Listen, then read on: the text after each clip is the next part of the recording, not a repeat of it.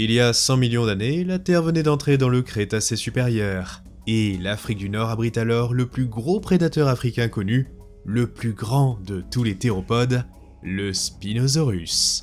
Ce monstre vient juste de débuter son règne sur la région et dominera ses écosystèmes pendant des millions d'années.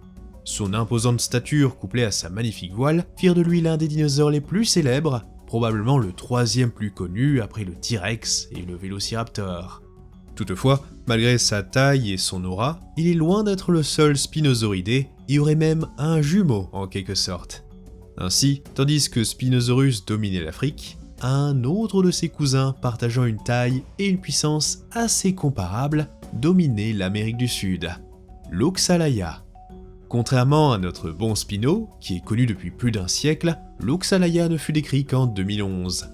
Ses premiers fossiles furent retrouvés dans la formation Alcantara au sud du Brésil, étaient constitués de quelques os du museau.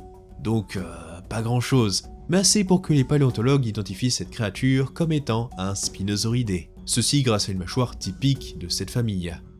Grâce à cette rapide identification, il fut plus facile pour les chercheurs de le décrire et de le comparer à ses cousins.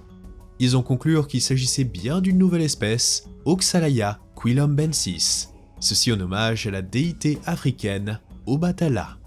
La découverte d'une telle bestiole au Brésil fut une grande nouvelle, mais ne choqua personne, car cela fait déjà des décennies que nous savons qu'il y avait des spinosauridés dans ce pays, notamment grâce à l'irritator. Malgré ça, Oxalaia fascina les scientifiques, non pas à cause de quelconques caractéristiques étranges, mais juste grâce à sa taille. En effet, grâce à ses morceaux et quelques ossements découverts plus tard, il fut noté qu'il était un animal proprement immense par rapport à ses cousins, à l'exception de Tonton Spino bien sûr. Il aurait même surpassé la majorité des mégathéropodes en termes de taille, avec des papiers proposant une longueur de 12 à 14 mètres pour un poids entre 5 et 7 tonnes. Il fut donc le plus grand prédateur terrestre du Brésil et l'un des 10 plus gros théropodes découverts. Avec une telle taille, Oxalaia aurait dominé son environnement et il fut même proposé qu'il s'agissait du super prédateur de la région.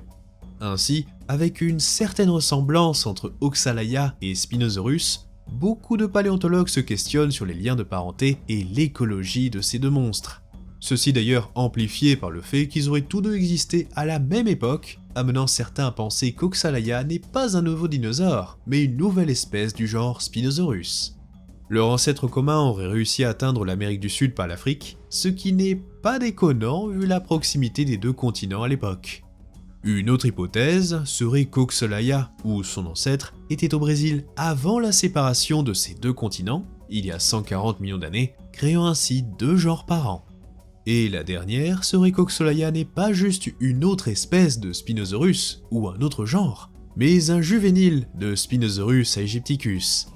Mais bon, de toute façon nous n'avons découvert que très peu d'ossements, donc difficile d'en conclure quoi que ce soit.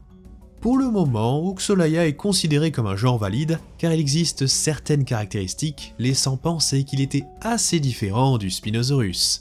La plupart des ossements sont des morceaux du crâne, mais c'est suffisant, celui-ci possédant des dents moins espacées, une mâchoire relativement plus épaisse et un museau plus droit que son cousin.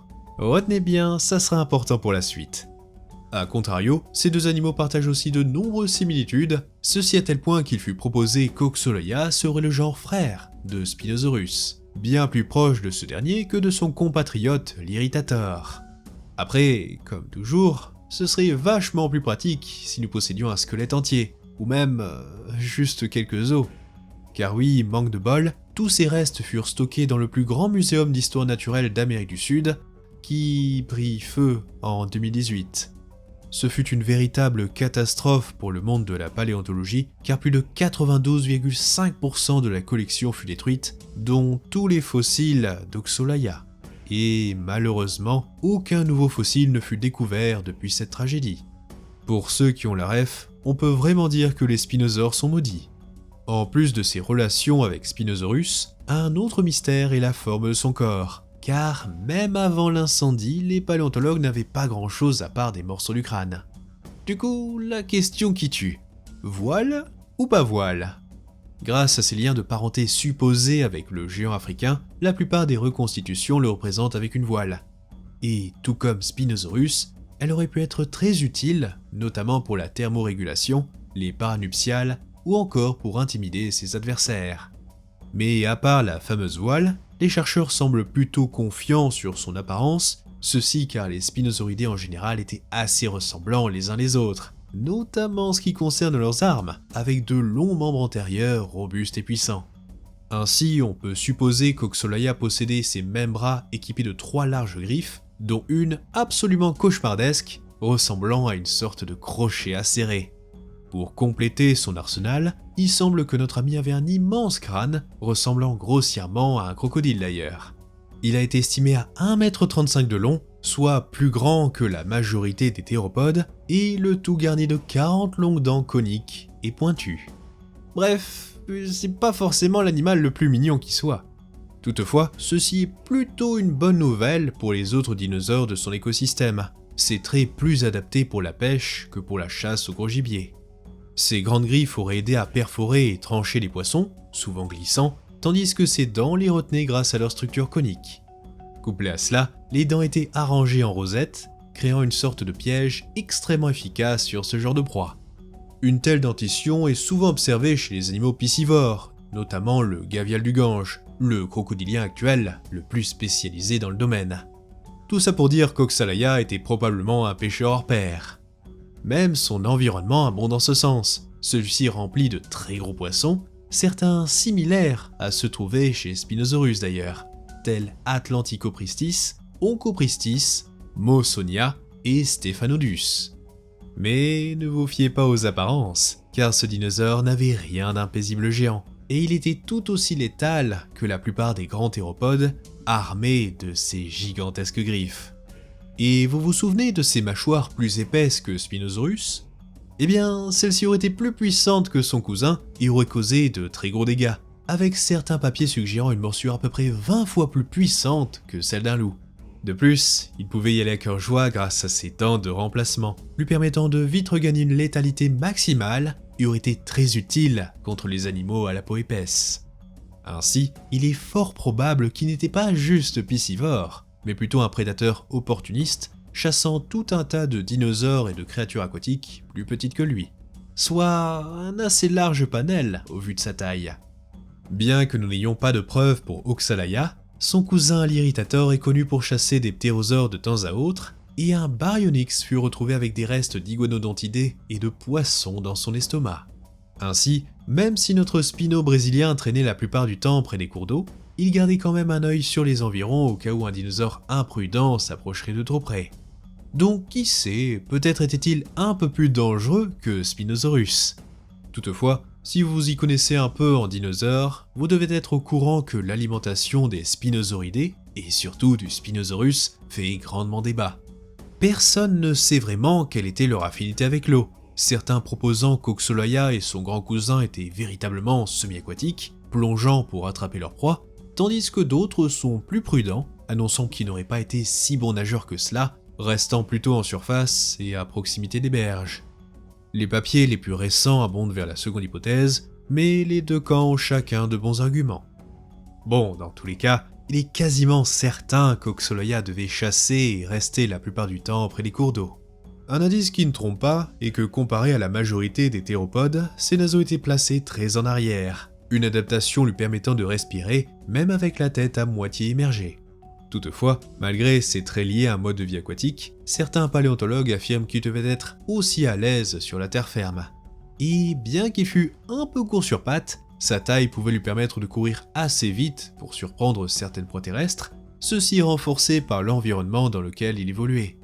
Il semble qu'au Crétacé supérieur, Oxalaya occupait un habitat côtier avec un mix de milieux d'eau douce et d'eau saumâtre. Et les terres étaient recouvertes d'une épaisse forêt tropicale composée de conifères, fougères et prêles, créant un véritable enfer vert peuplé de théropodes géants. En s'enfonçant dans les terres, les milieux devenaient vite assez secs, avec des zones arides ou semi-arides, souvent frappées par d'intenses sécheresses. Donc pas l'idéal pour un chasseur de poissons. Ces milieux semblaient assez peu accueillants en général, et il y avait bien plus de dinosaures du côté des forêts. Notre Spino brésilien côtoyait donc Simaesaurus, Malawisaurus, Itapeuasaurus, ainsi qu'un Carcharodontosaure, 2 titanosaures, un abélisaure et un droméosaure encore non identifié. Il était aussi en compagnie de 2 de ses cousins spinosaures, l'un non identifié et l'autre étant le Sigilmassasaurus, celui-ci presque aussi grand qu'Oxalaia et donc le second plus gros prédateur du coin. Bon après, ce dernier est assez controversé car beaucoup de ses restes pourraient appartenir à une espèce déjà connue, telle Oxalaia ou Irritator. Donc, à voir. Bref, outre les dinosaures et les poissons géants déjà mentionnés, le Brésil était un véritable Éden abritant toute une diversité d'autres animaux, tels que de nombreux ptérosaures, le Coringa succus, des tortues, des serpents, etc., etc. Un détail amusant est que beaucoup de ces créatures vécurent aussi dans la formation Kemkem en Afrique du Nord, le royaume du Spinosaurus. Ceci serait encore une fois à cause de la récente séparation entre ces deux continents, 40 millions d'années plus tôt, et on peut dire que cela réussit plutôt bien à Oxalaia, car ce milieu semblait parfait pour abriter de grands spinosaures, offrant moult proies aquatiques de grande taille. Ceci est d'ailleurs reflété par la durée de son existence, celui-ci ayant vécu de 100,5 à 93,9 millions d'années avant notre ère. Son extinction est aussi très intéressante, car il disparut exactement au même moment que Spinosaurus, marquant la fin du règne des spinosaures dans le monde entier. Personne ne sait vraiment ce qui acheva ces monstres, mais un certain événement eut lieu à l'époque, causant une importante élévation du niveau des mers et bouleversant les milieux côtiers.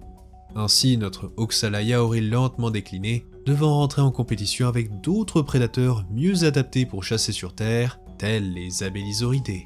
Une autre hypothèse serait un assèchement rapide et brutal de son environnement, éliminant donc ses proies de prédilection. Dans tous les cas, bien qu'Oxalaia nous ait quittés il y a bien longtemps, il restera l'un des théropodes les plus monstrueux qu'ait connu notre planète, et selon moi, il mérite autant d'attention que son grand frère, le Spinosaurus.